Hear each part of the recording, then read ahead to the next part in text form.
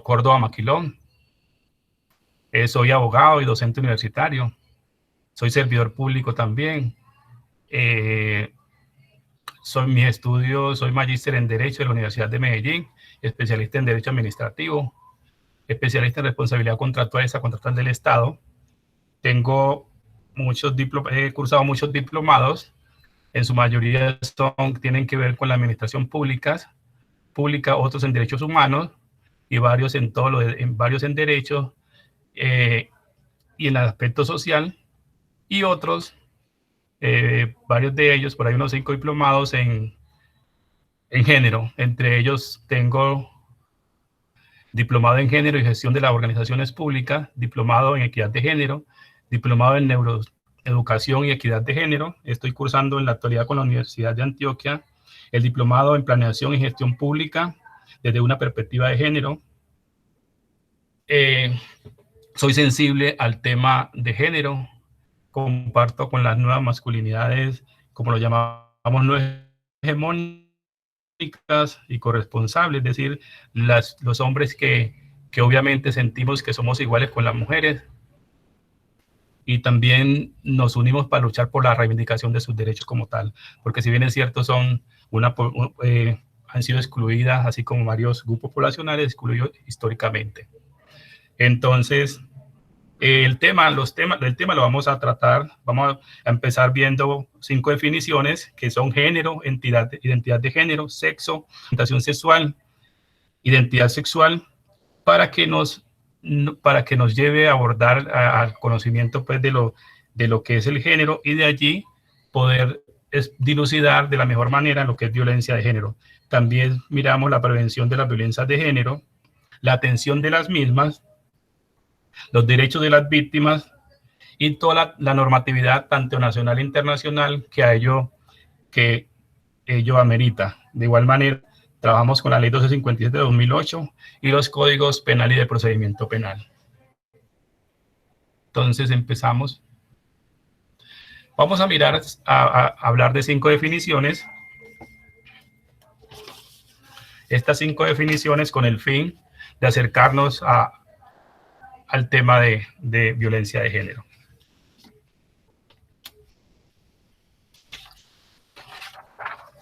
Entonces, la primera definición es género, que nos va a decir que el género se refiere a los roles socialmente construidos, comportamientos, actitudes y atributos que una sociedad considera como apropiados para hombres y mujeres. Esto lo dice la Organización Mundial de la Salud. Miramos el sexo, que en biología el sexo es un proceso de combinación y mezcla de rasgos genéticos, a menudo dando por resultado la especialización de organismos en variedades femenina y masculina, conocidas como sexo. Es decir, cuando nacemos, si nos ven en la parte genital, independientemente que no tengamos, el niño no pueda decidir, ya todo miramos y decimos es hombre o mujer, en ese momento al nacer.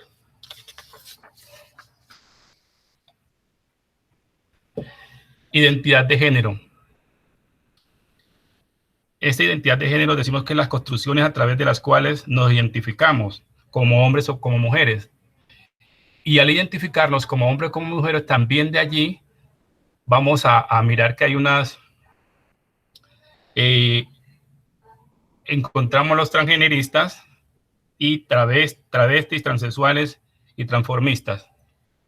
Ya me preguntan ustedes, hombre, Jacinto, ¿qué es transgenerista? Entonces, los transgeneristas o transgénero, son personas que difieren de su sexo biológico y de los roles asignados por la sociedad a los sexos, ¿cierto? A los sexos. Entonces, aquí se encuentran las mujeres transexuales, que estas mujeres transexuales nacen con genitales masculinos, pero se identifican como sexo femenino. Los hombres transexuales nacen con genitales femeninos, pero se identifican como sexo masculino. Travestis. Las travestis o travesti, entonces decimos que son personas que adoptan roles asignados culturalmente al género contrario. Cómo vestirse, comportarse y asumir un estilo de vida que resulta ser más apropiado o característico al sexo opuesto. Entonces, ahí miramos, nos damos cuenta que es la connotación de travesti. Transexual.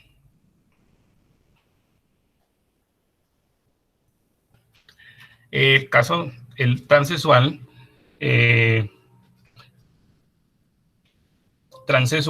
tenemos que son aquellas personas cuya identidad de género es discordante género biológico, lo que los lleva a querer vivir y ser adaptados, aceptados obviamente en la sociedad como parte del género contrario al que nacen.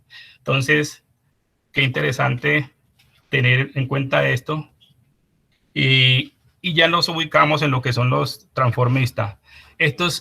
Los transformistas es la persona que utiliza ropas asignadas al género opuesto de manera cultural. Y como lo hace de manera cultural, también lo hace ocasionalmente en fiestas o diversos actos sociales. Entonces, esta persona se transforma, digamos, transformista se transforma con respecto al rol del género, con respecto al género, con su vestimenta y lo hace en ocasiones especiales de fiestas y demás. En el caso de la orientación sexual, aquí nos vamos a ubicar en qué son los gustos, ¿cierto? Los gustos. Se nace con un genital de masculino, femenino, pero ya después cuando se tiene conciencia, se tiene pues idea de las cosas, se tiene ya en la vida, va buscando gusto por un sujeto, sea femenino o masculino, nos damos cuenta que es un proceso personal, cambiante y relativo a todas las etapas del ciclo vital. Aquí ya nos encontramos como ya ese ser humano tiene un gusto por otro sujeto, entonces va a decidir y ya ahí nos ubicamos en las personas homosexuales, o heterosexuales o bisexuales. Entonces, los homosexuales o la homosexualidad es la atracción física, sexual y emocional hacia personas del mismo sexo. Los términos más comunes para las personas homosexuales son lesbiana para las mujeres, ¿cierto? Y gay para los hombres. La heterosexualidad es personas que sienten atracción física, sexual y emocional hacia el otro sexo o sexo opuesto. Y la bisexualidad o bisexual, personas cuyas emociones erótico-afectivas están direccionadas tanto a personas de su mismo sexo como a las del sexo opuesto. O sea, es decir, sexo, tanto hombres como mujeres, o sea, que puede estar relacionado con los sexos opuestos. Identidad sexual. Aquí en esta identidad sexual es cómo ese ser humano se identifica frente a lo sexual, ¿cierto? Y podemos decir que es un concepto que remite a la forma en la que el individuo se identifica como hombre o como mujer desde el punto de vista del género. Y también remite a la orientación sexual que tiene esa persona. Entonces, por eso vemos que en esa identidad sexual es cómo se identifica ese ser humano. ¿Por qué? Porque puede tener un genital X y resulta que le gusta el contrario, o puede llegar a hacer teniendo en cuenta las otras definiciones que hemos dado, ubicarse como tal.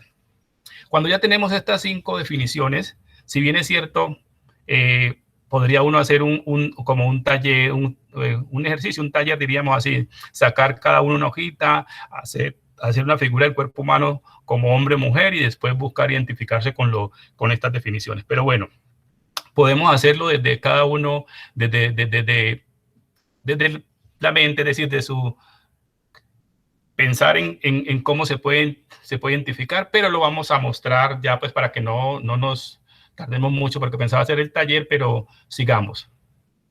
Aquí podemos ubicarnos en este sentido. Si miramos el sexo, por lo general, o sea, yo les diría a usted, esas 5 definiciones podríamos ubicarlas en nuestro cuerpo, ¿cierto? Y ubicarlas en nuestro cuerpo, ¿qué significaría? Si por lo general cuando uno piensa en sexo se va a los genitales, ¿cierto? Se va a los genitales y va a decir es hombre o mujer.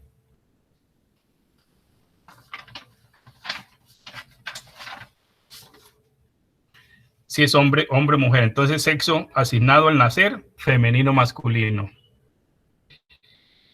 Expresión de género. De esa expresión de género vamos a ver, como la hemos comentado, pues, masculino, femenino u otro.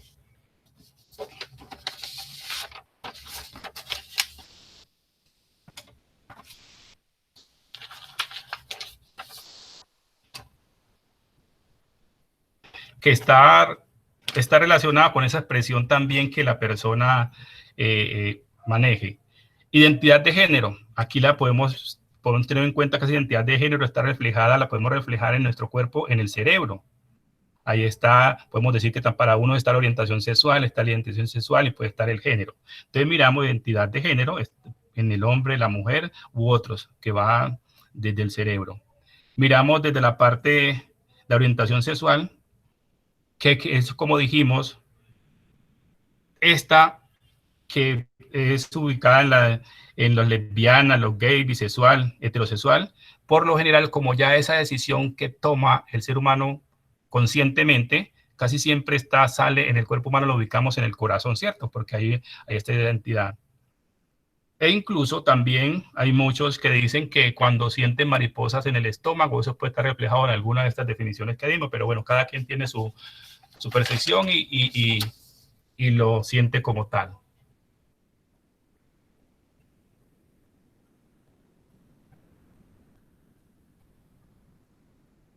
Aquí ya entramos a lo que es materia de nuestro tema, que es la violencia de género. Y obviamente tenemos esta violencia de género como definición, tiene una connotación bastante interesante y trascendental para poder saber cuándo se da una violencia de género y cómo se da esa violencia. Entonces decimos que la violencia de género dice que cualquier acción, omisión, conducta o amenaza que cause muerte, daño o sufrimiento físico, sexual, psicológico, económico y o patrimonial a la persona y o afecciones a las familias o las comunidades asociadas a un ejercicio de poder fundamentado en relaciones asimétricas y desiguales entre hombres y mujeres, donde se produce una sobrevaloración de los masculinos en detrimento de lo femenino, tanto en el ámbito público como en el privado, para mantener condiciones de igualdad, condiciones de desigualdad y discriminación. Claro, si bien es cierto, en el caso de las mujeres y algunos grupos poblacionales han sido históricamente discriminados y excluidos, aquí nos damos cuenta que casualmente son más vulnerables estos para esas violencias como tal. Entonces siempre nos damos cuenta que el paternalismo, el patriarcado, el machismo casi siempre ha prevalecido. Por eso se están desde el artículo 13 de la Constitución, igualdad ante la ley y otras normatividades que ahorita las explico, vamos buscando esa igualdad efectiva y las acciones afirmativas.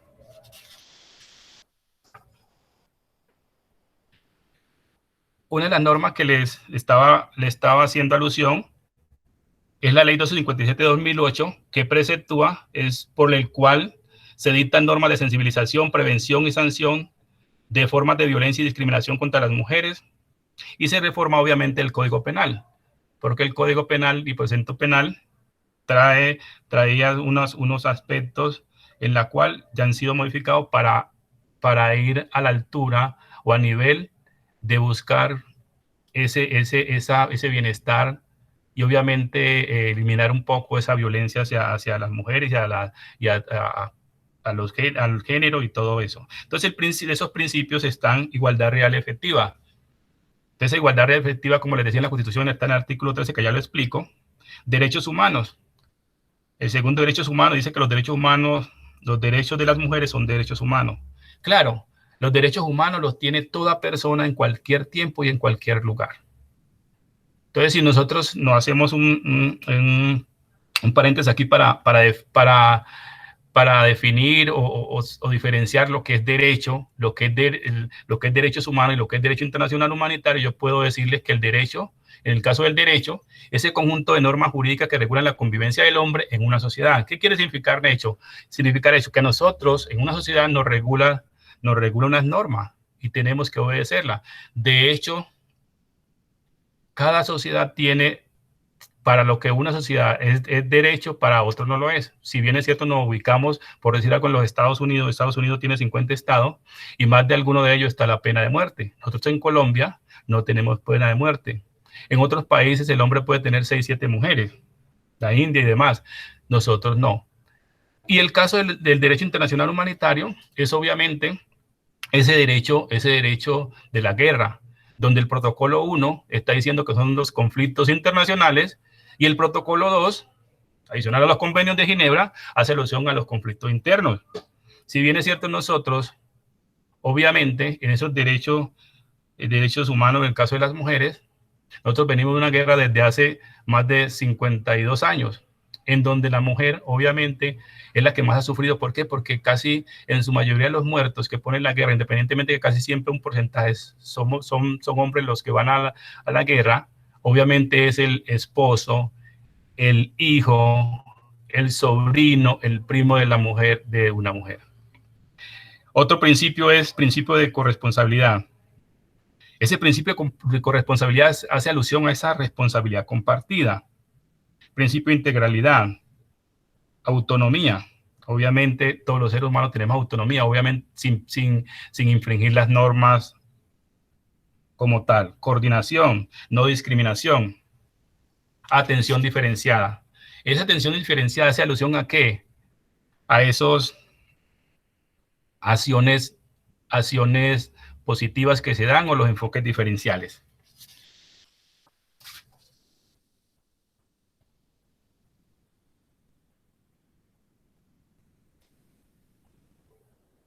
Aquí simplemente les traigo esta diapositiva donde hablamos de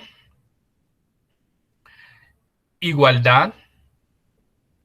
Sí, como pueden observar, normalmente nos pueden dar a todos lo mismo. La igualdad no es darnos a todos lo mismo, pero sinceramente, a veces cuando nos dan a todos lo mismo, quiere decir que hay unas personas que se van a ver todavía sin lograr tener un bienestar.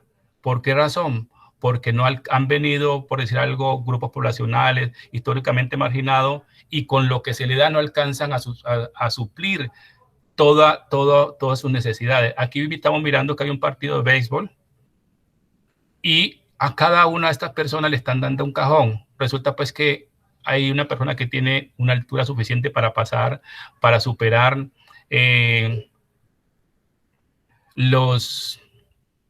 para superar esas barreras que hay allí para mirar hacia al partido. Resulta que hay otro que, aparte de ser un poco más bajito, logra con dificultad llegar, pero hay otro que no lo puede hacer. Le dieron a todos por igual, pero no suplieron la necesidad ni esa forma de diferenciar que alguien necesitaba más que el otro. Vamos a la equidad. Claro, cuando hablamos de equidad es buscar darle a cada quien, darle a estas personas que históricamente han tenido dificultades, que no han sido marginados, para que logren, en el caso de las mujeres, logren llegar a tener, que sus derechos sean obviamente constitucionalmente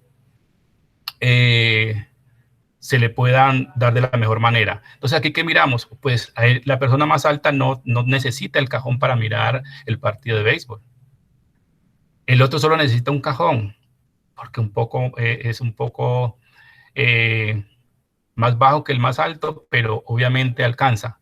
Y ya el que tiene poca estatura, de baja estatura, con los dos cajones logra cumplir el cometido que es mirar el partido. Y si ya le quitamos esa barrera, esa trinchera, eso, como podamos llamarlo, llegamos a la libertad. Y esa libertad es que todos por igual logremos disfrutar de lo que nos merecemos.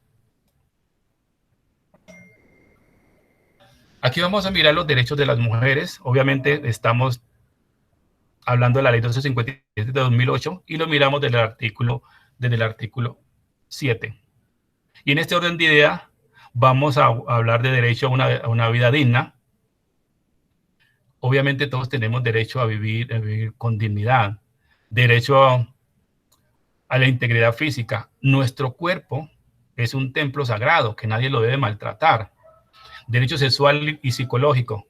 Obviamente la sexualidad debe ser consentida, no debe ser, porque por eso se convierte en violaciones. Ese derecho sexual y psicológico, no al maltrato psicológico. Derecho a la intimidad, se tiene que respetar la intimidad de todos y cada uno de las personas, de los seres humanos. Derecho a no ser sometidos a torturas o tratos crueles y degradantes. Derecho a la igualdad real y efectiva, lo que les decía ahorita, esa igualdad real y efectiva se da cuando hay unas acciones afirmativas o positivas y unos enfoques diferenciales con todos y cada uno de las personas que hemos históricamente estado marginado. Yo soy una persona afrodescendiente, yo me autorreconozco, se me olvidó decirle, me autorreconozco como afrodescendiente y en este orden de idea también me ha tocado padecer ciertas cosas. De hecho, la misma vida me da una oportunidad de superarme y eso me tiene aquí compartiendo con ustedes este tema. Derecho a no ser sometido a forma alguna de discriminación. Derecho a libertad y autonomía. Derecho al libre desarrollo de la personalidad. Artículo 16. Derecho a la salud. Derecho a la salud sexual y reproductiva. Cuando hablamos de esa salud sexual y reproductiva, siempre debemos de decir que es el estado general de bienestar físico, mental y social, a disfrutar la vida sexualmente con toda la satisfacción del caso, sin riesgo. ¿Por qué sin riesgo? Que nadie nos maltrate, que nadie nos viole, que nadie viole pues a la otra persona. Y obviamente a decidir si se quiere o no tener, en el caso de las mujeres, si se quiere tener o no tener hijo. Porque hemos visto que hay parejas que se casan y de un momento a otro terminan divorciados porque de pronto antes de casarse no es decir, no hablaron ese tema si van a tener o no tener hijos. Y la mujer un día dijo, no, es que yo no, así tenga apta para tener familia, para reproducir, yo no quiero tener hijos. Entonces, yo pienso que es un derecho que tiene la mujer frente a ese tema de la salud sexual y reproductiva. Derecho a la seguridad personal. Todos tenemos ese derecho a estar seguro, sí, a transitar la libre locomoción y todo lo que implique esa seguridad. Violencia contra las mujeres. Aquí ya vamos a tocar un tema, esta parte bastante compleja, en la cual ustedes se van a dar cuenta que si bien es cierto, se ha proliferado en esta pandemia desde el 13 de marzo, que en Colombia, según los artículos 12 a 15, que son los estados de emergencia económica, social y demás, decretan la emergencia sanitaria, nos damos cuenta que se ha proliferado más porque llegamos a estar en las casas y obviamente, ¿quién creyera que esa presencia en las casas fuese a desbordar esa violencia, esa violencia intrafamiliar y todas las violencias que vamos a tratar aquí? Entonces empecemos a hablar de la violencia física. La violencia física se expresa a través de toda clase de golpes, empujones, bofetadas, patadas, quemaduras o ataques con armas, objetos, ácido u otros líquidos. Claro, es todo ese daño que obviamente se ve reflejado en el maltrato en el cuerpo, que le decía ahorita que nuestro cuerpo es un templo, que nadie lo debe tocar para mal. La violencia psicológica. Esta violencia es tan dañina como las otras, pero a veces uno, cuando hay una violencia física que ve el morado, la herida y lo demás, desde afuera lo puede percibir. Pero esta a veces solo alguien la puede, es decir, no se percibe tan fácilmente y a veces inclusive solo cuando llega el estado, cuando se muere la persona, es que dicen, vea, este venía con una violencia psicológica y a lo mejor no hubo forma de ayudarlo o no se dejó ayudar, pasan ciertas cosas. Entonces, esa violencia psicológica, toda clase de insultos, humillaciones, chantajes, descalificaciones, celos extremos o intentos de control son una manifestación de este tipo de violencia. Entonces, decirle decirle a la mujer, no, usted, ¿para qué estudia cuando usted en la casa, lo único que para, para, para, para lavar, trapear y barrer y todo eso no necesita ir a la universidad? Entonces, mire que es una violencia psicológica. Violencia sexual incluye manoseos, acoso, relaciones sexuales u otro acto de tipo sexual en contra de la voluntad. Claro, no se puede, inclusive ese acoso, esa violencia sexual está marcada también cuando hay una violencia sexual.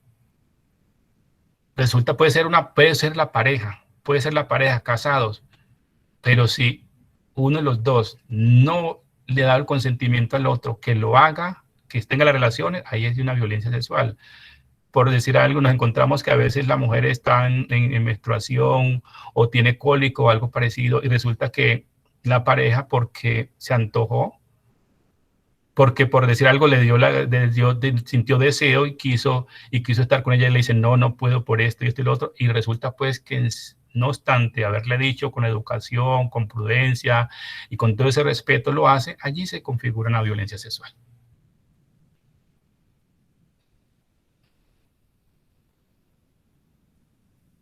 Violencia económica. Esta violencia sí que es, a veces en cierto sentido la podemos ver como muy sutil, pero hace tanto daño.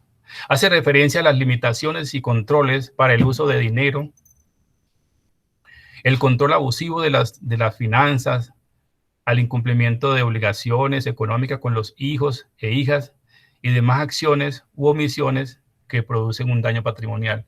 Claro, esconderle a la señora la cédula o esconderle su equipo de trabajo para que no salga a trabajar, o decirle no le puedo dar alimento a los hijos si no obedece a estas condiciones. Ya saben que hay muchas condiciones las que ponen las personas, o ponen, en el caso de los hombres, se ponen a muchas condiciones. En el caso de la violencia institucional, se refiere a todas aquellas barreras con que encuentran las mujeres para atención integral y garantía de sus otros derechos, derivados de una acción o omisión de las instituciones encargadas de dicha atención o de sus agentes, y se presenta además cuando el Estado realiza acción con daño. Entonces aquí nos damos cuenta que a veces nosotros, ¿qué es la omisión? Dejar de hacer lo que estamos obligados constitucionalmente y legalmente a hacer.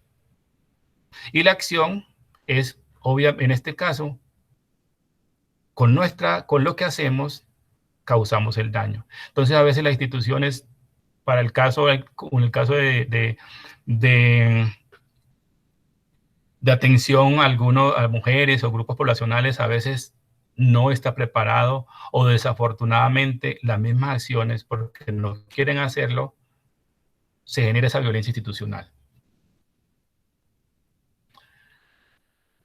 Ya pasando esa violencia también, como lo dice la ley 1257 en su artículo 3, mira, vamos a mirar esos conceptos de daños contra las mujeres.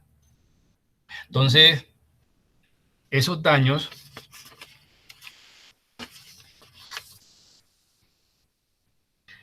ese daño psicológico, obviamente esa consecuencia proveniente de las acciones o omisiones destinada a degradar o controlar las acciones, comportamientos, creencias y decisiones de otras personas por medio de intimidación, manipulación, amenaza, directa o indirecta, humillación, aislamiento o cualquier otra conducta que implique un perjuicio en la salud psicológica, la autodeterminación o el desarrollo personal.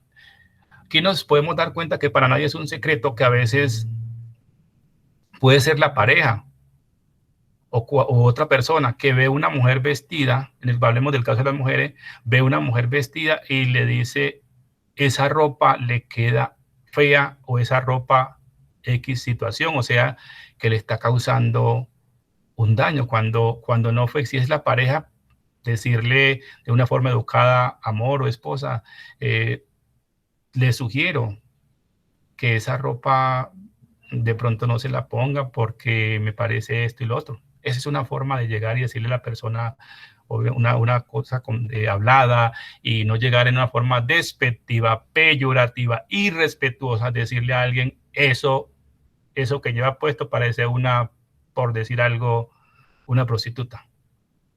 No es conveniente. Daño o sufrimiento físico. Riesgo, es el riesgo o disminución de la integridad corporal de una persona. Claro, cuando, como les decía, si nuestro cuerpo es un templo, nadie tiene por qué hacernos daños, una herida, heridas y demás. Daño patrimonial.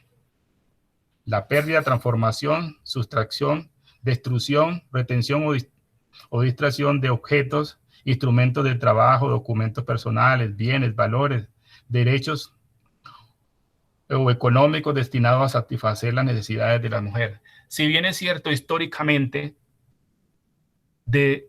la mujer casi nunca ha sido dueña de bienes o patrimonio, ni bienes muebles e inmuebles. Va usted a un hogar donde la escritura de la casa está solo del hombre. El carro, la moto está a nombre del hombre. Inclusive ya no encontramos que ahora pues es muy común que la madre le sacó es decir, compró una moto para la hija que vaya a la universidad, pero la matriculó a nombre de la hija. Obviamente, ¿de quién es la moto? Es de la hija. O sea que normalmente casi no, las mujeres no cuentan, pues ahora ya porque son bastante liberadas, eso han estudiado, tienen una forma de expresar, hay mucha normatividad que las ha empoderado, las hace empoderar, y obviamente ya son estudiadas y están empoderadas pues en sus derechos como tal. Daño o sufrimiento sexual. Consecuencia que proviene de la acción consistente en obligar a una persona a mantener contacto sexualizado, físico, verbal, o a participar en otras interacciones sexuales mediante el uso de fuerza, intimidación, coerción, chantaje, soborno, manipulación, amenazas o cualquier otro mecanismo que anule o limite la voluntad personal. Igualmente se considera daño o sufrimiento sexual el hecho de que la persona agresora obligue a la agredida a realizar alguno de estos actos con terceras personas. El ejemplo claro es cuando un hombre, hablemos de los hombres porque eso es lo que más pasa, un hombre tiene a una mujer y la obliga a tener acto sexual con otros hombres por dinero. Entonces ella no lo quiere, ella no quiere hacer eso y la obliga. Mira, aquí hay ese daño o sufrimiento sexual.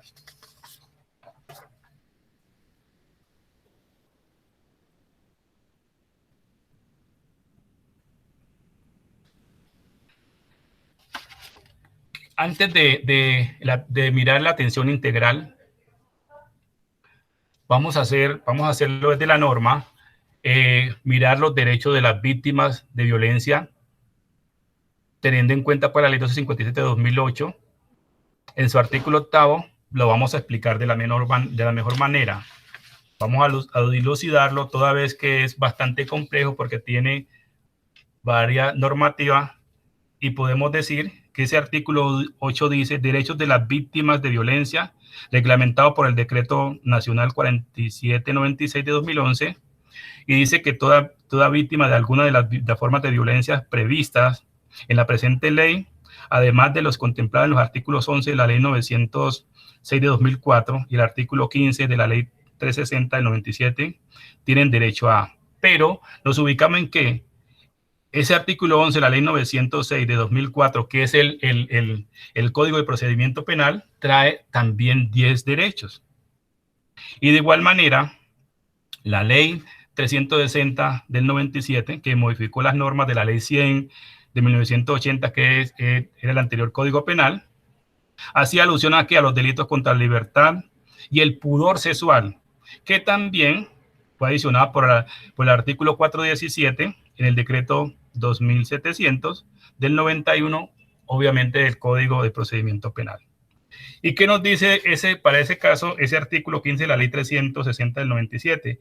Hace alusión a esos derechos de las víctimas y los delitos contra la libertad sexual y la dignidad humana. Entonces, mire que tanto el Código Penal como el Código de Procedimiento Penal y la ley 257 trae varios derechos de las víctimas. Pero vamos a ubicarnos, obviamente con todos estos derechos, vamos a ubicarnos el que nos hace alusión la 257. Y empieza diciendo en su literal A que las víctimas tienen derecho, las víctimas de violencia tienen derecho a recibir atención integral a través de servicios con cobertura suficiente, accesible y de calidad. Obviamente, el Estado tiene que tener unas políticas públicas muy claras frente a estas víctimas cuando tiene que propender por sus derechos. Dice, recibir orientación, asesoramiento jurídico y asistencia técnica legal con carácter gratuito, inmediato y especializado desde el momento en el que el hecho constitutivo de violencia se ponga en conocimiento de la autoridad.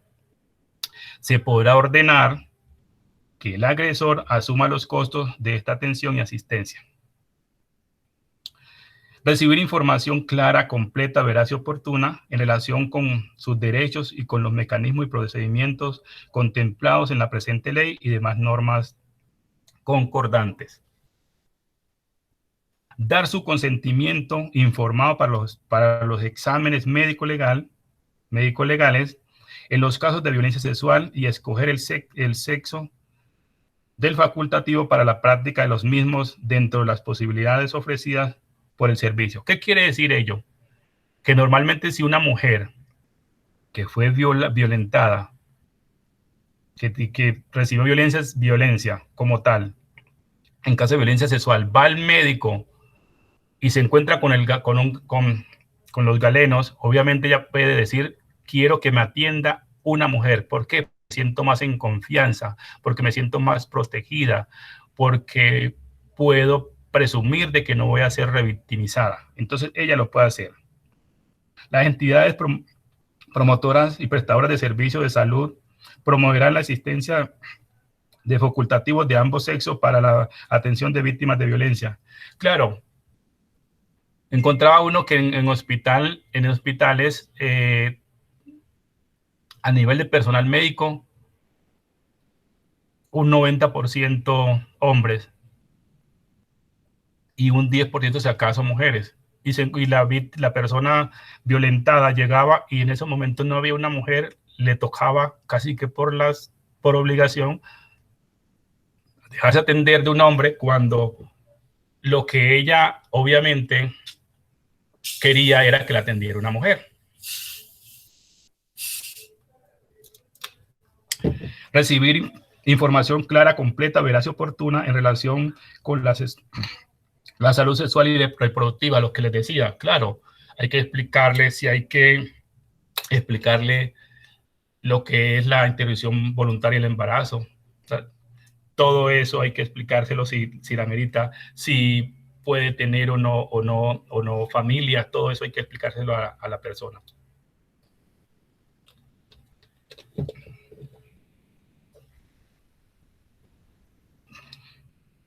Ser tratada con reserva de identidad y recibir la asistencia médica legal o asistencia social respecto de sus datos personales, los de sus descendientes o los de cualquier otra persona que esté bajo su guarda o custodia. Obviamente, si desde los preceptos constitucionales y legales las historias clínicas son de reserva, que solo la sabe el médico y la puede tener la persona a quien se atendió, entonces no es para, obviamente, si también los médicos tienen que tener una reserva profesional, tampoco hacer comentarios frente a una situación de violencia que se haya presentado. Recibir asistencia médica, psicológica, psiquiátrica y forense especializada e integral en los términos y condiciones establecidos en el ordenamiento jurídico para ellas y sus hijos e hijas. Acceder a los mecanismos de protección y atención para ellas, sus hijos e hijas. Nos damos cuenta, para el caso de Antioquia, tenemos los hogares de protección. O sea, que desde abril de este año, el departamento contrató con Serfami para que tenga esos hogares de protección. ¿Y qué es un hogar de protección? Es donde las mujeres con sus hijos van, después de una violencia intrafamiliar, un tipo de violencia, van allá y la van a tener hasta por 3 meses inicialmente, dándole toda la alimentación, medicamentos, el hospedaje y todo lo que necesite como protección a toda a lo que le haya pasado frente a una violencia intrafamiliar o cualquier otro tipo de violencia. De igual manera también el municipio, en el caso de hogares de protección, está en 9 municipios del área metropolitana, excepto Medellín. En Medellín solo se tiene allí la casa principal. También el departamento desde el 17 de julio tiene la línea 123 Mujer Metropolitana, que hay 23 profesionales atendiendo en el CIES, en el CIES-M, que es el Sistema Integrado de Emergencia y Seguridad Metropolitana, donde está esa línea 123 Mujer. ¿Qué hace esa línea 123 Mujer? Todas esas profesionales, psicólogas, trabajadoras sociales, abogadas, cuando una mujer llama y que está en una situación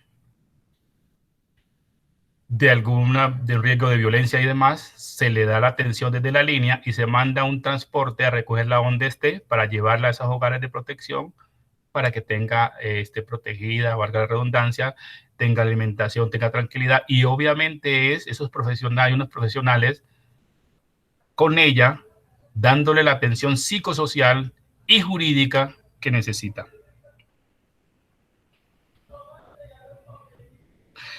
Estabilización de situación conforme a los términos previstos en la ley. Y por último, a decidir voluntariamente si puede ser confrontada con el agresor en cualquiera de los espacios de atención y en los procedimientos administrativos, judiciales o de otro tipo. ¿Qué quiere significar ello? Que es que la víctima no tiene por qué estar en una audiencia con su agresor, porque la intimida, porque una mirada puede ser de esas que casi que diría uno como asesina. Entonces ella tiene el derecho a decir, no quiero estar con mi agresor.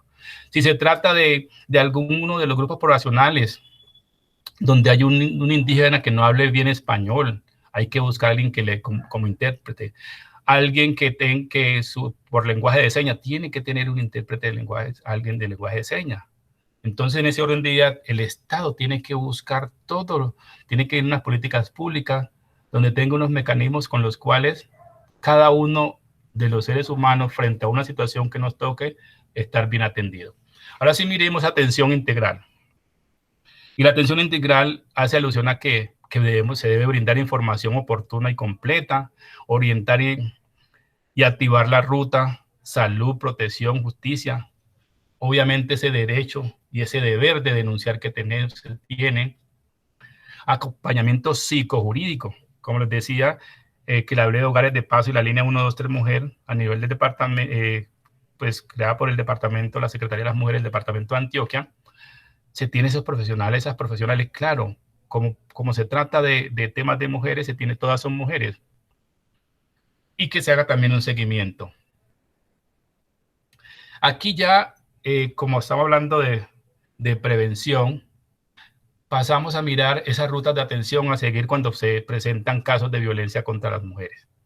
Entonces, qué interesante que todos y cada uno conozcamos las rutas, porque es que aparte ese deber de socorro, de solidaridad que tenemos para con cualquier ciudadano que lo necesite, debemos estar prestos para ayudar, pero obviamente tenemos que conocer cómo vamos a ayudar. Entonces aquí miramos esa ruta de atención. Nos ubicamos en los centros de atención. Aquí esos centros de atención ciudadana primero vamos a encontrar que las URI, que son la unidad de reacción inmediata, las casas de justicia.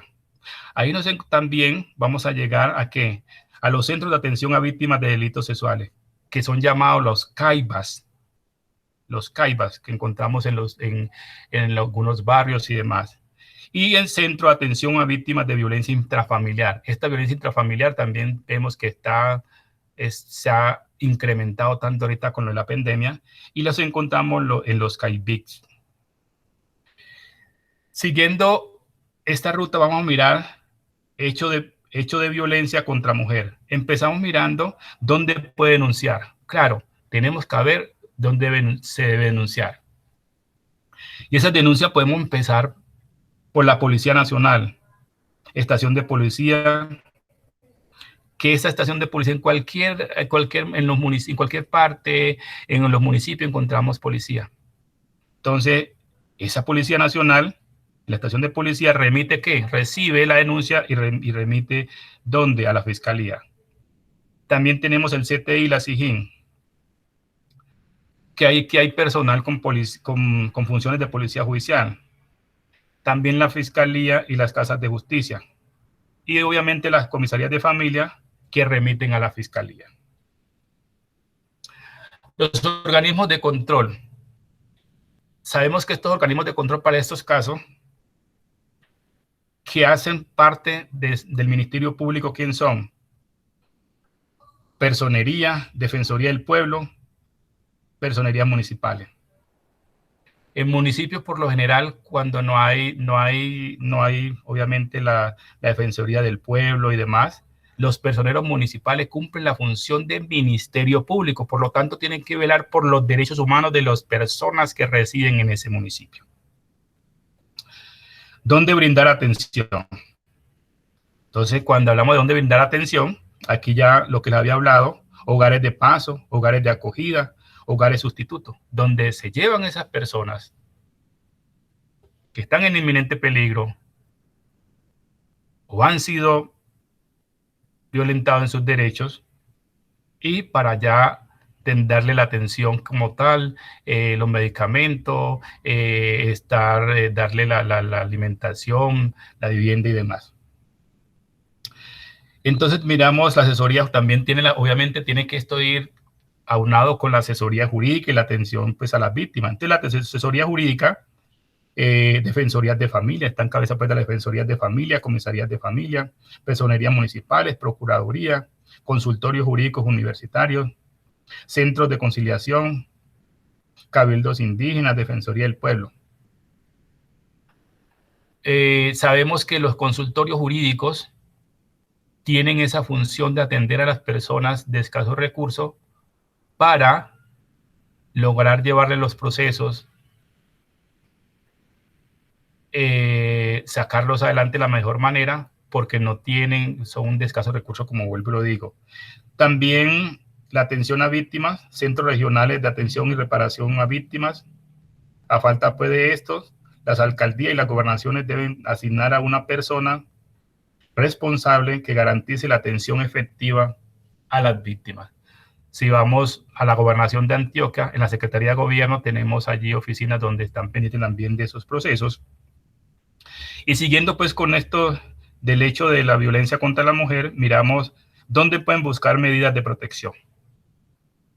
Estas medidas de protección la trae la ley 1257 también, y miramos que esas medidas de protección se pueden buscar ¿en dónde? En las comisarías de familia del municipio, protección, atención psicológica, y miramos el ICBF, y aquí nos damos cuenta que también se tiene que proteger a los niños, niñas y adolescentes, con base, como lo preceptiva pues la ley 1098-2006, que tiene que ver con estos niños y adolescentes y personas con discapacidad mental. Está también la policía, asistenciales, los jueces penales o de familia, o los jueces promiscuos. ¿Quiénes son los jueces promiscuos? Los jueces promiscuos tienen jurisdicción y competencia en municipios donde les toca hacer, son promiscuos porque ven de todas las áreas del derecho. Le toca administrativo, civil, penal, laboral, todo le toca. Por eso son promiscuos, porque diría uno en otras palabras del común, hacen de todo. Les toca del derecho ver de todo. ¿Qué instituciones identifican casos de violencia intrafamiliar intrafamiliar y violencia sexual.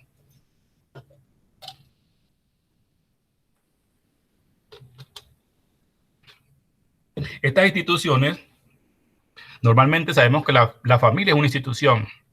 Entonces, desde la familia se debe identificar los casos de violencia intrafamiliar. Claro, desde la familia se da cuenta qué está pasando, porque a veces muchas personas salen del seno familiar y ya van maltratados y terminan mucho más maltratados cuando salen a la calle por la misma situación que ha venido desde del seno de la familia.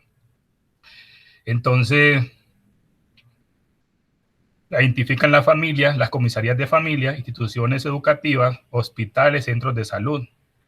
También en las instituciones educativas nos damos cuenta de la violencia. ¿Cuántos niños en Colombia se han suicidado porque desde el colegio, desde la escuela, de la institución educativa, le hacen el llamado bullying y terminan suicidándose? Entonces, esa es una violencia que termina pues en perder la vida de un ser humano, porque no se le deja ser feliz, su libre desarrollo de la personalidad y todo eso. Entonces, la EPS, IPS, Policía Nacional, Inspecciones de Policía, las ONG, Organizaciones de Mujeres, ICBF. En los ICBF tenemos centros zonales y hogares comunitarios, personerías municipales, cabildos indígenas. Ya sabemos que en el caso de cabildos indígenas tienen una jurisdicción especial, que lo dice la Constitución, las jurisdicciones ordinarias, las jurisdicciones constitucionales y demás, y ellos tienen una jurisdicción especial indígena que allá son regidos por sus gobernadores o sus caciques, como algunos se llaman. ¿Dónde brindar atención en salud? En el caso de la atención en salud, tenemos en cuenta, entonces, en salud y psicología, tenemos los hospitales, centros de salud, las EPS, IPS, hacen las veces de medicina legal en los municipios. Cualquier entidad pública o privada está en la obligación, tratándose de una urgencia médica, como ocurre con la violencia sexual. Entonces, qué interesante saber que cuando se va, inclusive no solo con la violencia, cuando se va a un hospital, constitucionalmente la primera atención se tiene que hacer. ¿Por qué se tiene que hacer? Porque no se puede dejar morir a la persona, más aún cuando tenemos el Fondo de Solidaridad y Garantía en Salud, que ahorita ya tenemos con la ley 1753 de 2015, tenemos los ADRES, que son la administradora de los recursos del sistema de seguridad en salud, para esa atención, así tenga una erogación, o sea, lo que le aplicaron a la persona tenga gasto. Las personas que ganan más de 3 salarios mínimos legales mensuales aportan en esto para que se subsidie a las personas que llegan, inclusive sin tener dinero, pero que no se pueden dejar morir si te tienen que atender, ¿cierto? Entonces, en ese orden de idea nos damos cuenta que hay que hacer esa atención. Ya vamos a mirar todo lo que hemos... Y esto es con lo que dice el Observatorio de Asuntos de Mujer y Género de la Gobernación de Antioquia. Miramos el consolidado violencias contra las mujeres reportadas en el departamento de Antioquia 2016 a 2019. Aquí hay unos datos que los proporciona la Policía Nacional de Colombia. Y nos ubicamos en lo siguiente. Miramos los hechos que fueron de homicidio. De enero a diciembre de 2016 fueron 143 homicidios. De enero a diciembre en Antioquia, de enero a diciembre de 2017, 174 homicidios. De diciembre de 2018, 186. De enero a diciembre de 2019, 189. Esto para el homicidio contra mujeres, de una persona de mujeres. Delitos sexuales. De enero a diciembre de 2016 fueron 3.155 delitos sexuales. De enero a diciembre de 2017 fueron 2.453. De enero a diciembre de 2018, 3.411. 2019, 3.873. Violencia intrafamiliar. La violencia intrafamiliar De enero a diciembre de 2016, 10.701. De enero a diciembre de 2017, 6.610. Para 2018, 9.907. Para 2019, 12.501. Aquí nos damos cuenta pues que es un poco alto estas cifras.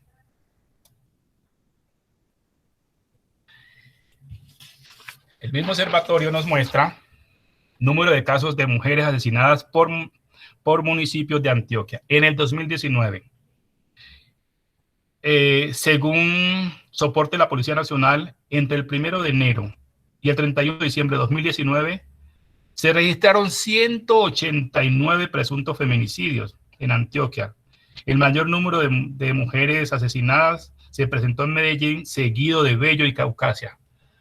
Casi en todos los registros vemos que en Bello se han presentado los mayores casos de feminicidios, de homicidios y las violencias que han estado en su orden.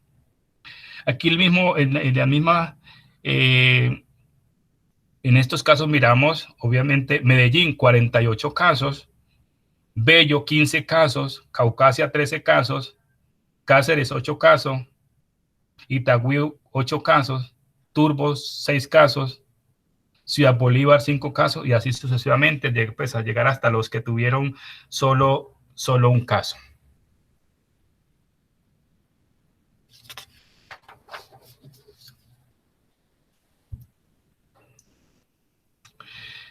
Vamos a mirar los datos reportados. Los datos reportados ahorita en esta pandemia, o sea, pues en 2020, en este primer semestre, podemos mirar con esos datos que se reportaron al CIVIGILA. Sabemos que el CIVIGILA es el Sistema Nacional de Vigilancia en Salud Pública. Y en el CIVIGILA, para el caso de Antioquia, hicimos un reporte, dice que el número total de casos de violencia de género reportados al CIVIGILA entre las semanas del 24 de marzo al 5 de julio es de 9.566, de las cuales 4.790 han sido víctimas de violencia física, 1.816 han sido víctimas de violencia sexual, 1.461 han sido víctimas de violencia psicológica y 1.319 víctimas de negligencia y abandono. Entonces aquí tenemos esta fuente de CIVIGILA donde nos muestra qué ha pasado hasta julio de este 2020 con respecto a todos esos casos de violencia contra las mujeres.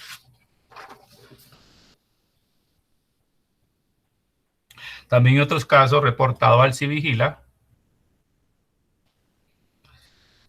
Semana del 24 de marzo al 5 de julio. Tenemos pues aquí, ya lo hacemos por periodos, por año, en el que pasó, los azules están entre el 2019 y los de 2020. Entonces miramos que esos azules, aquí ahí llegamos a 478 y va mostrando pues todas las escalas conforme se han presentado de los casos reportados. En este orden de idea vamos a pasar a la normatividad. Para ello, tenemos que hacer alusión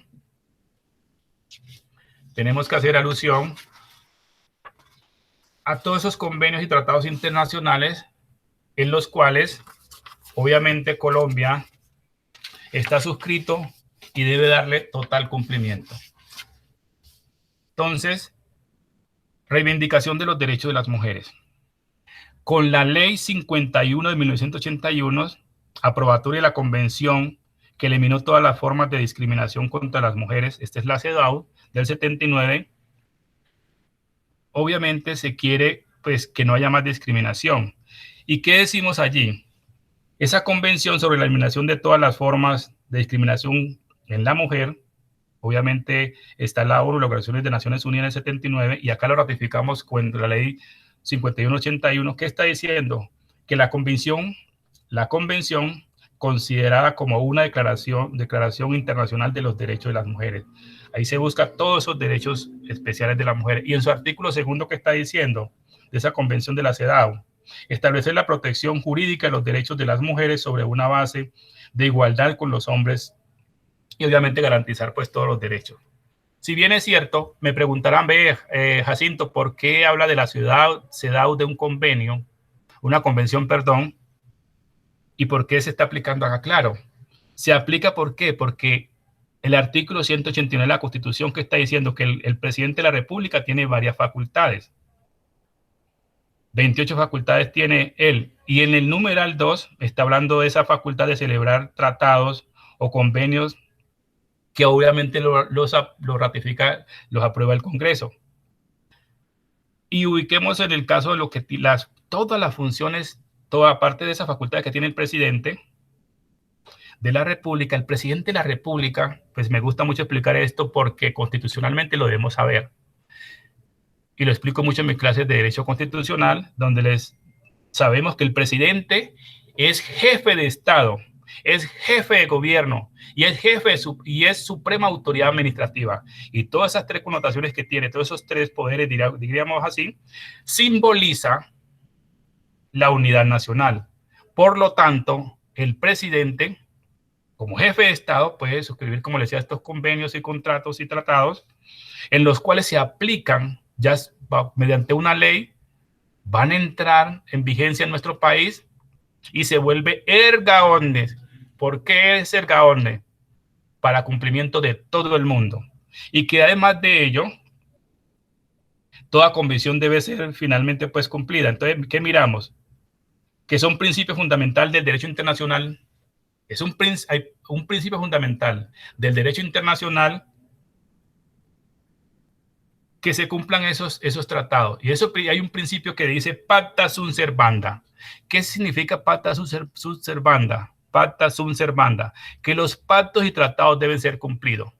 Entonces, en ese orden de idea, si estamos diciendo que se elimine toda esa forma de discriminación hacia las mujeres, acá en Colombia tenemos que aplicarlo de la CEDAW. Tenemos que aplicarlo inexorablemente. Por eso muchas normatividades van con ese espíritu de la norma, ya que se proteja, se busca eliminar esa discriminación. Pasamos a la ley 248 del 95, de 1995, que aprueba la Convención Internacional para prevenir, sancionar y erradicar la violencia contra las mujeres. Esa ley 248 del 95 no está haciendo a qué alusión, a la Convención de Belén do Pará. ¿Y qué dice esa Convención de Belén do Pará? Obviamente que está diciendo la Convención Interamericana para prevenir, sancionar y erradicar la violencia contra la mujer, Convención Belén do Pará, aprobada mediante la ley 248/95, establece que es muy interesante resaltar, ya fue ratificada por el Congreso y está, damos aplicación. Ella dice en el artículo 7 que los estados partes condenan todas las formas de violencia contra las mujeres, contra la mujer, y convienen en adoptar por todos los medios apropiados, y sin dilaciones, políticas orientadas a prevenir, sancionar y erradicar dicha violencia y llevar a cabo todos los compromisos que ahí dice. Por eso nos ubicamos a que tenemos que proteger a la mujer. Ya les voy a hablar del artículo 13 de la Constitución, en la cual tenemos, como les decía, esas acciones positivas y los enfoques diferenciales. También la ley 984/2005 aprueba el protocolo de la Convención sobre Eliminación de todas las formas de discriminación de la mujer. Está también aquí la Organización de las Naciones Unidas, esto del año 99. Y aquí les voy a hablar de ese artículo que es de vital importancia, es trascendental. Dice el artículo 13, igualdad real y efectiva. Ese artículo 13 que habla de esa igualdad real y efectiva, vamos a mirar por qué razón la igualdad, para que esa igualdad sea real y efectiva, tenemos que manejar ciertas cosas, tener que ver ciertas cosas. Y es que ese artículo 13 habla de una igualdad formal. Y la igualdad formal Está reflejada en qué? En que todas las personas nacen libres e iguales ante la ley, recibirán la misma protección y trato de las autoridades y gozarán de los mismos derechos, libertades y oportunidades. Claro, entonces se goza de esos derechos, igualdades y oportunidades. Obviamente, y miramos la cláusula de no discriminación. ¿Qué dice esa cláusula de no discriminación? Que sin ninguna discriminación por razones de sexo, raza, origen, nacionalidad o familiar, lengua, religión, opinión política o filosófica, se debe pues discriminar a los seres humanos, o sea, a los que estamos en este estado. Y la igualdad material. Esa igualdad material hace alusión a que el Estado protegerá especialmente a aquellas personas que por su condición económica, física o mental se encuentren en circunstancias de debilidad manifiesta y sancionará los abusos o maltratos que contra ellos se cometan.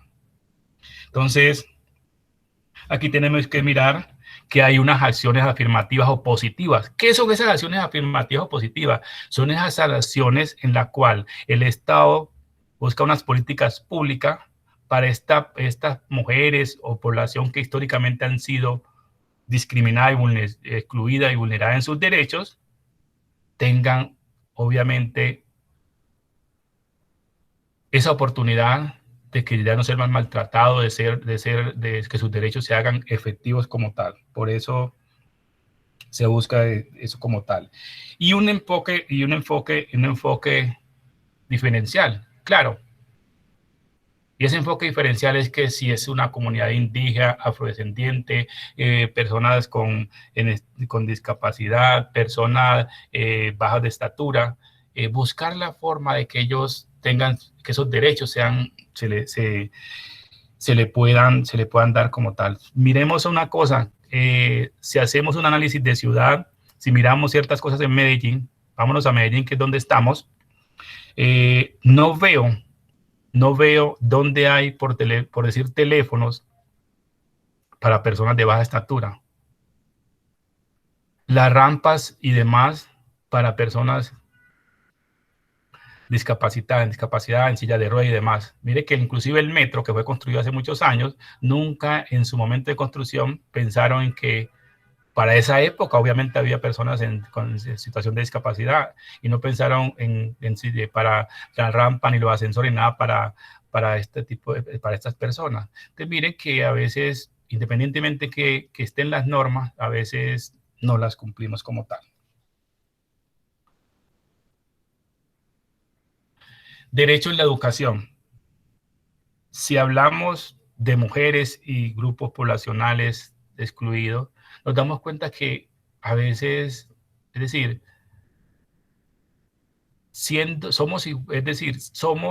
todos deberíamos tener los mismos derechos y buscar esa equidad entre los seres humanos para que todos disfrutásemos de las comodidades o el bienestar que obviamente merecemos. Aquí en el derecho en la educación, podemos decir que en 1932 la ley reconoce a las mujeres casadas la capacidad para administrar sus bienes y los adquiridos en la sociedad conyugal.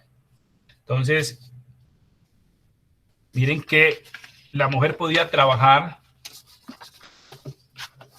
de sol a sol y por lo general como todo está escriturado a los hombres, entonces el dueño de las cosas se tenía como el hombre. En 1930 se le permite ingresar a la escuela y en 1933 al bachillerato. Allí también tenemos la Ley General de Educación, que es la Ley 115 del 94. Nos ubicamos en el decreto 4798 del 2011, que reglamenta la ley 1257 de 2008, y en el aspecto de la educación.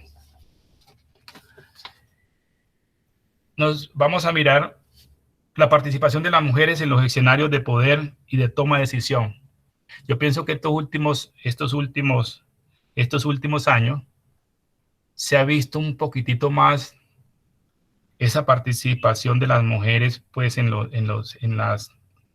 elecciones y en los cargos de poder y tal. Entonces miramos que en 1954 las mujeres son ciudadanas, pero son ciudadanas en el 54, pero solo sufragan el 1 de diciembre de 1957 con el plebiscito que le dan el derecho al voto. Y la primera mujer que sacó cédula en Colombia fue Carolina de Rojas Pinilla. Aquí miramos, miren que solo van 62 años que la mujer pudo sufragar, que pudo votar, pudo ejercer un derecho que tenían inclusive para ese entonces. No solo eran marginadas las mujeres de sufragar, en la historia colombiana han sufragado antes, empezando, solo votaban las personas, los hombres blancos, estudiados y con capacidad económica suficiente. O sea que muchos de nosotros o mis antepasados de pronto no votaron por eso. Otra situación es la ley 581 de 2000. Reglamenta la adecuada participación de las mujeres en los cargos de decisión del sector público. Esta ley que dice, la es llamada la ley de cuotas, donde dice que se tiene que tener el 30% de mujeres en cargos de dirección y mando. No es o sea, que la gobernación debe tener en este momento un 30% de mujeres, así que tiene más. Los municipios también, la presidencia de la República, porque cualquier ciudadano puede demandar y se tiene que hacer efectivo ese derecho que tienen las mujeres. Yo pienso que la ley 581 de 2000, desde el principio, ese espíritu de la ley está mal concebido. ¿Por qué razón? Porque si estamos buscando la igualdad real efectiva, en el caso de mujeres, tenía que desde el principio haber dicho como mínimo un 50% y no un 30%.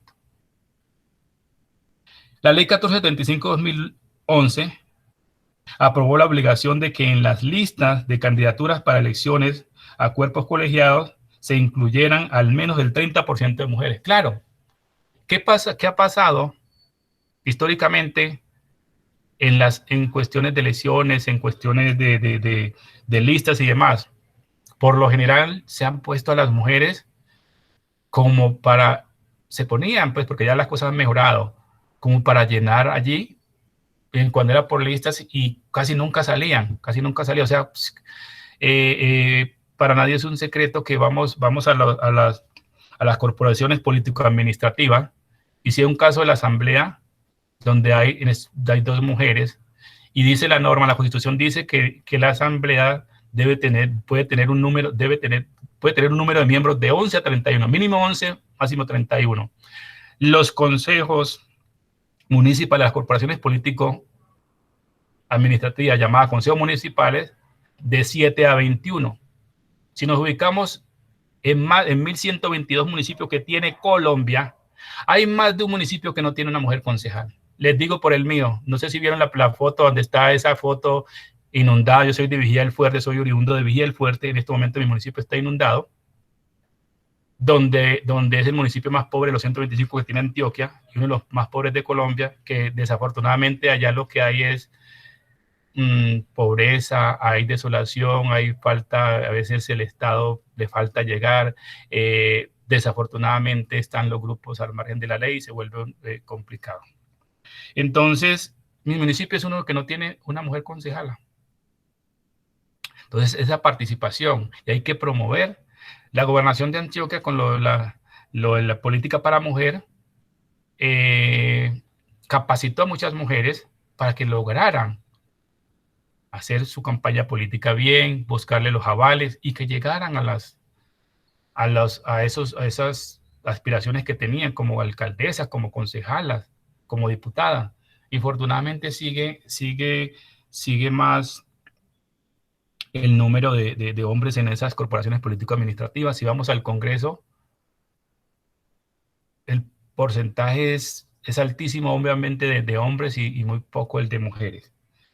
Entonces, aquí miramos, en el caso de la educación, si nos educas igual, seremos igual. Yo pienso que un país se puede desarrollar más cuando entre hombres y mujeres, sin esa rivalidad, sin esa discriminación, aunamos esfuerzo y la economía, el bienestar social y demás mejora cuando trabajamos mancomunadamente.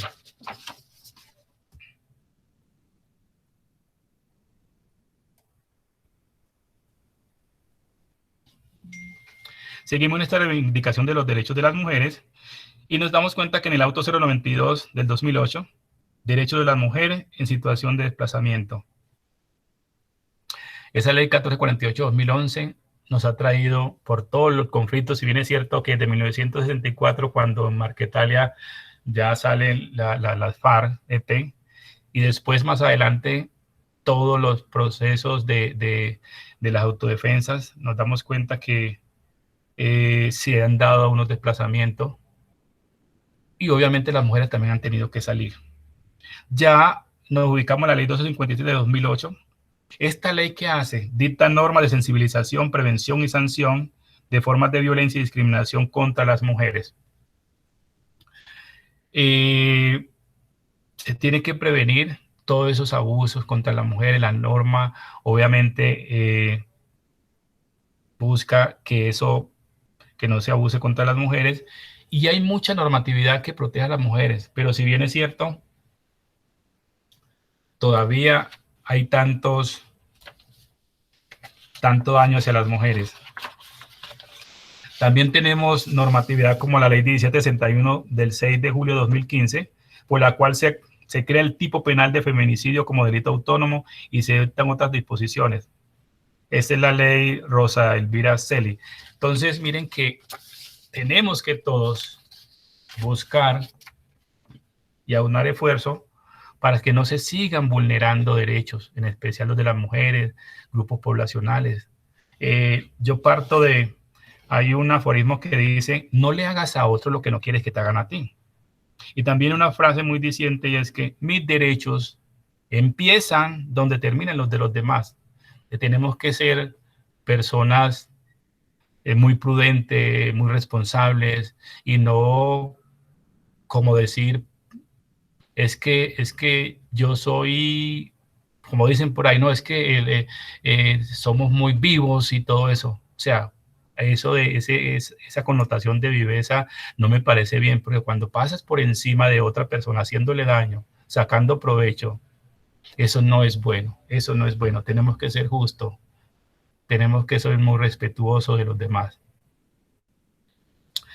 Aquí vamos a hablar del COMPES, que el COMPES es el Consejo Nacional de Política Económica y Social. Este COMPES 161-2013 trajo muchas cosas interesantes para las mujeres. Obviamente, donde el gobierno tiene sus compromisos. Tenemos una responsabilidad compartida.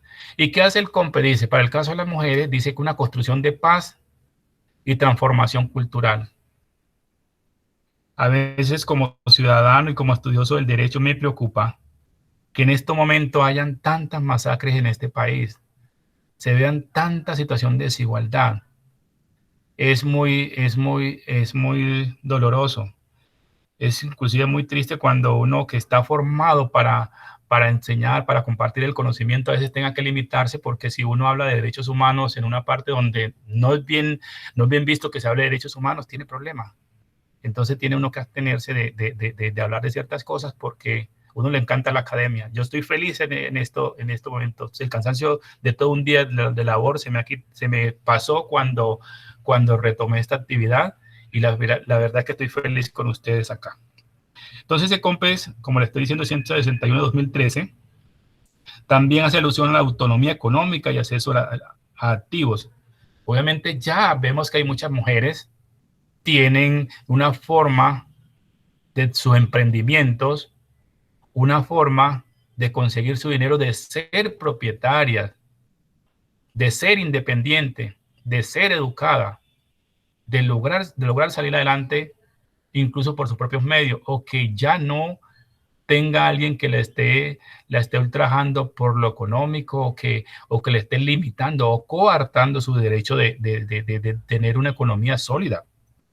Participación en los escenarios de poder y de toma de decisiones, lo que les decía, la ley 581 de 2000, que haya mujeres que tomen decisiones, que haya mujeres que sean nombradas en cargo de dirección y mando. La Secretaría, la Gobernación de Antioquia tiene muchas mujeres en sus cargos.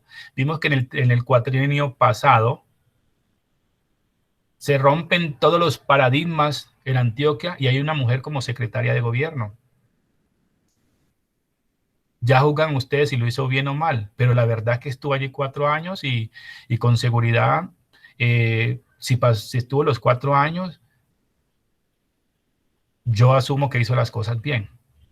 Tenemos también la salud y derechos sexuales y reproductivos, lo que les decía, claro, esos son unos derechos en la salud sexual y reproductiva. Decimos que es el estado de bienestar físico, mental y social, y obviamente que se disfrute esa vida sexual a satisfacción y sin que tengan que coartarle en sus derechos. Y si tiene la potestad y la facultad de una mujer, en el caso de las mujeres, que dicen no quiero tener familia, no quiero tener hijos, no se puede obligar. Ese COMPES lo trae. Enfoque de género en la educación. Claro. Ese enfoque de género simplemente está enmarcado en ¿qué? La incorporación de análisis de género en las políticas públicas que ayuden a intervenir y transformar las realidades sociales. Claro, ese enfoque está en decir, bueno, tenemos que darle participación a las mujeres, a las personas con discapacidad y todo eso, porque hay que buscar que todos logremos igualdad real y efectiva, con unas acciones afirmativas o positivas y esos enfoques diferenciales como le he venido hablando. Plan para garantizar a las mujeres una vida libre de violencia. Claro, ya no más violencia contra las mujeres. De hecho la ley 257 de 2008 está ese espíritu, está enmarcado en eso. Aquí ya, de pronto no sé si fui muy rápido, pero si bien es cierto, esto es mucho tema, es bastante tema.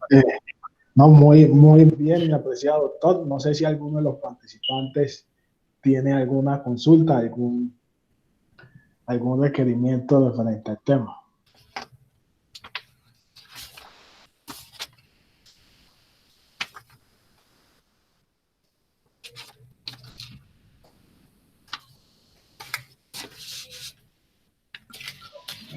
Buenas tardes.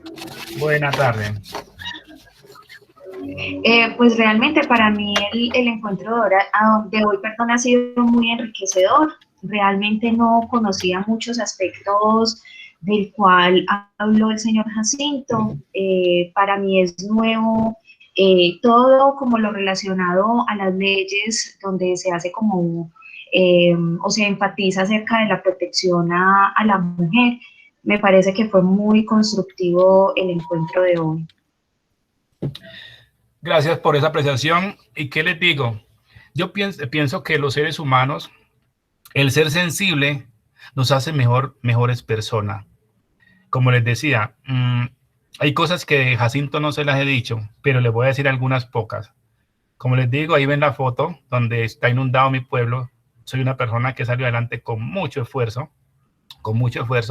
pero eso me ha hecho mejor persona y doy más de lo que tengo. De hecho, soy voluntario socorrista de la Cruz Roja Colombiana, estoy en la seccional Antioquia, seccional Medellín, y soy coordinador de eventos masivos. Para estar en actividades donde hay desastres, donde hay eventos masivos como comandante de incidente, y he estado en eventos salvando vidas, he estado también en eventos donde, por cierto, puede uno decir que hay una satisfacción porque se va a divertirse, claro. El partido nacional chapecoense, en una final de fútbol, el clásico nacional Medellín, he estado allá, pero soy el responsable desde el puesto de mando unificado de todo lo que pase en salud en el estadio, donde hay 40, 50 mil espectadores. De igual manera, un concierto como el caso de Madonna, la única vez que vino acá. Y obviamente estar disponible a las 24 horas. ¿Por qué hago esto? Porque si bien es cierto, Dios me ha dado demasiado y quiero devolver en vida a mis semejantes un poco de lo que puedo, de tanto lo que Dios me ha dado. Entonces, en este orden de idea, la verdad es invitarles también a ser sensible a esto, a ser solidario, a pensar en función de que todos podemos, aparte que tenemos el deber de solidaridad, de colaboración desde los preceptos constitucionales, es estar allí para decir, aquí estoy para servir, para dar lo mejor de sí. Gracias por la apreciación de la persona que intervino allí. Muy amable doctor Jacinto, por lo cual damos por terminado la conferencia del día de hoy. Le recordamos a los participantes de las escuelas de paz que las escuelas de paz se aprueban con el 80% de la participación de las conferencias. La próxima semana tendremos 2 conferencias nuevas que se subirán a la plataforma el día de mañana y el día viernes para que estén atentos. Referente a las consultas que me nos hacen de los foros, el foro solamente es observar en los videos de las conferencistas, los cuales se van a subir el día entre mañana y el viernes, y una vez lo observen, los que no hayan tenido la oportunidad, hacer un comentario. Ya se les está explicando en la plataforma. Hola, ¿me Hola. escuchan? Sí, perfecto. Hola, buenas noches a todos. Muchísimas gracias al doctor Jacinto por tan excelente presentación. De verdad, me pareció súper importante los temas que tocaste en cuanto al género, la equidad, la igualdad. De verdad que muchísimas gracias por ese complemento tan importante que haces al empoderamiento de la mujer, y no solamente a la mujer, sino también a los grupos étnicos, porque es súper importante para la construcción del tejido social.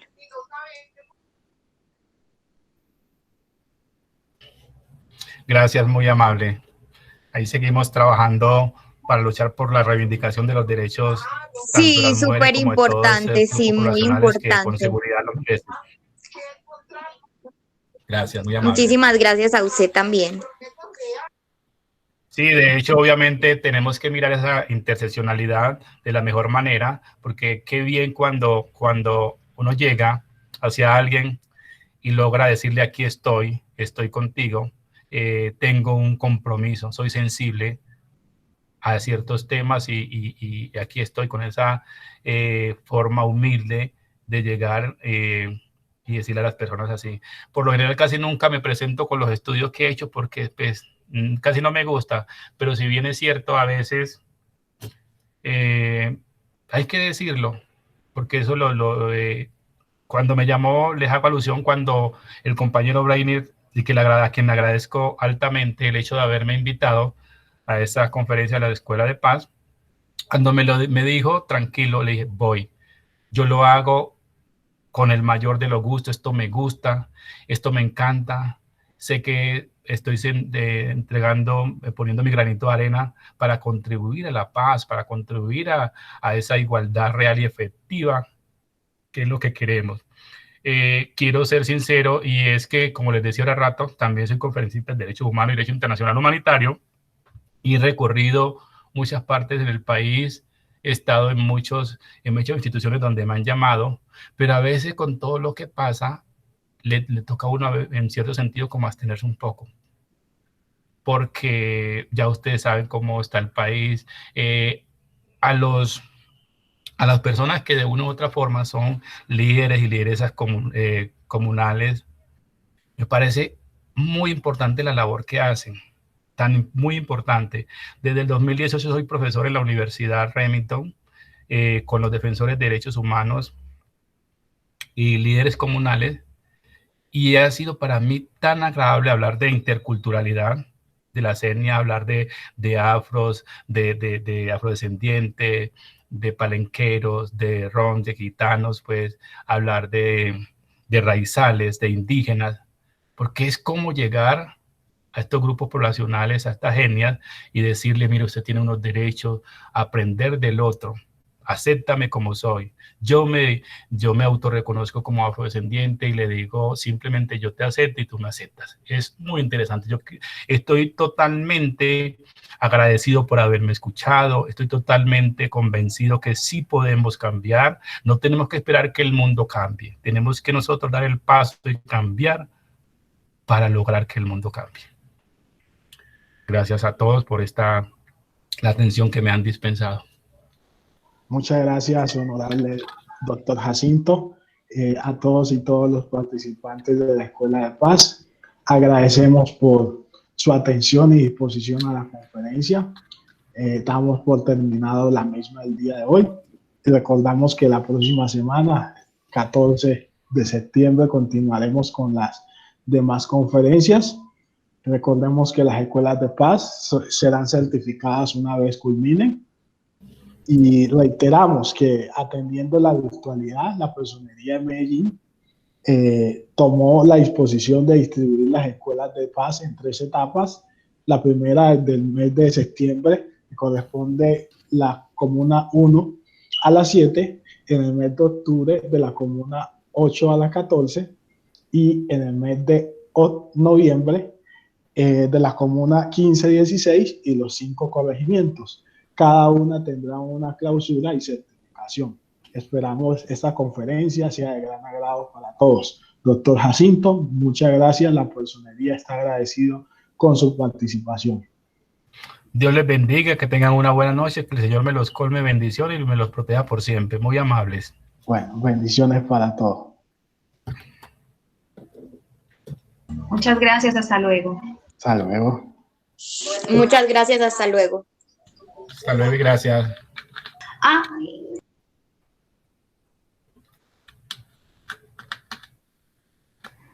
Gracias, profesor Jacinto. Muchas gracias. A ustedes por escucharme. Dios les pague. Gracias.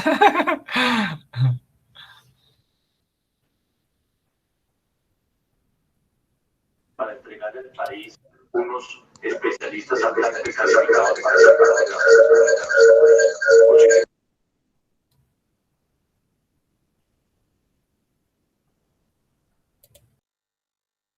Y quiero dejarlos con un mensaje de autocuidado, sobre todo para los profesores.